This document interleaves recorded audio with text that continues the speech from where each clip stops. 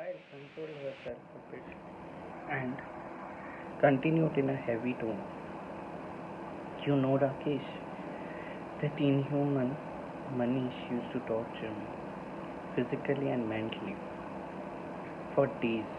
Whenever I tried to put an end to the relationship and move out of it, he would come back weeping and apologizing, saying that it was all his fault and he was going through a tough time in his life, which implicated to all the chaos. He would then promise that he will ensure that this won't happen again. And besides, he loves me a lot and would do everything to ensure that this relationship works and will ensure that this thing would never happen again. After this drama, some days after this drama for some days, everything would go fine, and as if nothing had happened. He would take care of me, make me feel special, and ensure that I am fine. Then suddenly, one evening, everything would start all over again, as if it was like calm before a storm. And when this time the anguish used to start, it would be inflicted upon with an unbearable pain. Once I had to go to office with a bruise in my neck,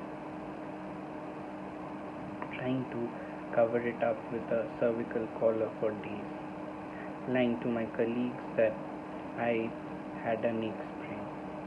I endured all the pain since I was fooled to believe that it was an act of love because he always accepted his guilty and after treating me like that. One day I was determined to go to police and lodge a complaint against all this.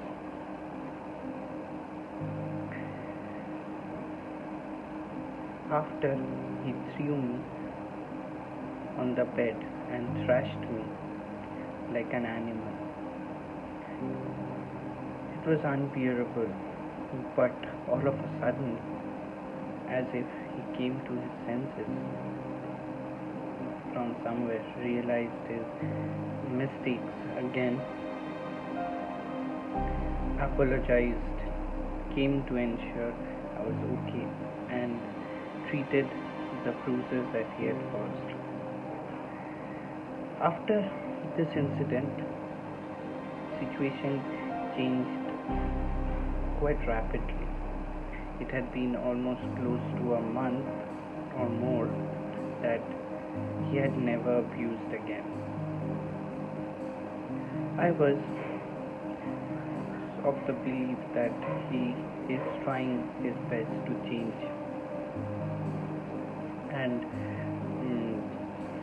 and my love for Manish had finally been able to kill the beast in him. But still, somewhere, I had a hunch over this matter. Later, after a few days, I found out that he had been lying to me all this while, stating that there was too much work back at office due to which he has to stay back late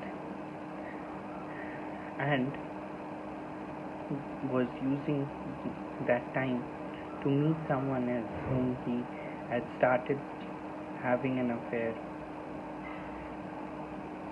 almost more than a month now. The discovery shattered me from inside, and I was determined that I'll put an end to this toxic relationship once and for all and move out of it. But before I do that, I wanted to confront him and make him confess his wrongdoing. In a bit of rage that night when he returned home, I directly asked him that where he was and told him that I know that he had not been in office all this while. He was first shocked, and then next moment was was engulfed by by anger and rage when he realized I was questioning him, doubting him for the first time, as if those were rights that he had never allowed me to exercise on him, and thus awoken the beast. He came rushing towards me as if to teach me a lesson once and for all. But this time, before he could even inflict any harm on me, he was lying on the ground, clenching his groin, groaning in pain. That day, all the love for him was somewhere lost and got converted to hate on that very moment. That day, I was able to somewhere make that heartless Manish realize what physical torture and pain means like, and what he had been inflicting me for all this while. After that day, I had moved all by myself, alone in an apartment, and was trying the best to delete all those memories and trying to make myself strong. But you, Rakesh, unknowingly brought up the topic about him, and coincidentally today I received a call from him this morning telling me that same old story, that he's a changed man and have realized all his mistakes and how precious he was, how precious I was to his life, and wanted to redeem himself for all the unjust that he had done to me,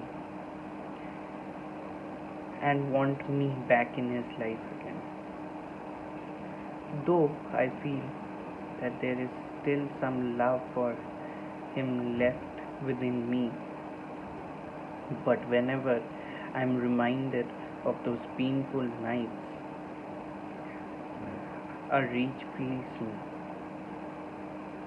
Hence, I am in two minds as to if I should trust him again, and this feeling has been tearing me apart. Rakesh couldn't believe what he just heard. He felt he was at a loss of words as to how to console Payal and the situation she had been through all by herself. He took a while to digest what he just heard and finally spoke. I'm sorry and terrified at the same time to hear about the trauma you have been experiencing. I truly salute the courage that you showed and dealt the situation all by yourself, came out stronger and fearless. You stood out to set an example to many women who go through this domestic violence every day, and with this nationwide shutdown being imposed, there have been an alarming rise in such cases. I understand you still have some feeling left for him, but all I suggest is just don't go blind in love. Besides, you are a strong woman and you don't deserve to be treated like that. The insecurities that you have within yourself is quite reasonable, but from my point of view, if someone truly loves you, they should first respect you for what you are and treat you sensibly and treat you like another human being and not an animal like you had been previously treated. Besides, whatever I heard previously about Manish, I doubt that he had changed, because if he really thought that the relationship with you was something dear to him, then he wouldn't have dared to go behind you and start having an affair and cheat on you.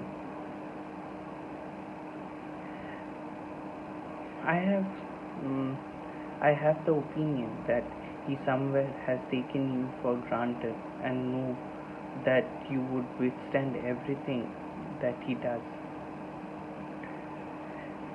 I suggest that you think over this wisely and not give in to this trap, because it somewhere looks like he's being hypocritical about it, and given the scenario, I would suggest that you ignore his call and report against him if you have been done as of now. With this, I come to an end of another session in Love in Quarantine. I was going through the news recently and thought that the domestic violence against women is something which is quite being an alarming thing, and I thought that I should speak about it in one of my sessions. Hence, I thought of doing a session like this today, and I know that or that this domestic violence is something which is a rising crime against women in our country, and